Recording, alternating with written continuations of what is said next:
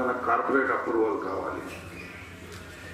ఒక మ్యాండేటింగ్ కొత్తది కొనాలి అంటే 5.5 కోట్లు అవుతుంది. మనము జీడీకే 10 నుంచి మ్యాండేటింగ్ తీసుకురావడం జరిగింది. ఇప్పుడు దాదాపు 30 సంవత్సరాలు ఉన్న సర్వీస్ ఉన్న మైన్కి కొత్త మ్యాండేటింగ్ ఇంకోటి ఇవ్వడం అనేది ఎకనామిక్స్ దృష్ట్యా అది సాధ్యం కాదు.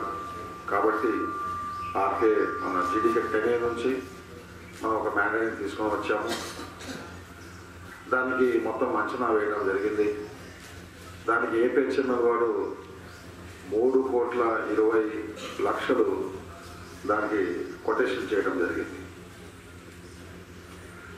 సామాన్యంగా ఏ మిషన్ అయినా సరే మనము 4 కోట్ల నుంచి 5 కోట్ల దాకా ఖరీదు చేసే మ్యాండేటింగ్ని సగానికి మించి రిపేర్ ఖర్చు అవుతున్నప్పుడు దాన్ని తీసి పక్కన పెట్టే ఆనవాయితీ కంపెనీలోనే కాదు, ప్రభుత్వ రంగ సంస్థలో ప్రతి సంస్థలో ఉంది.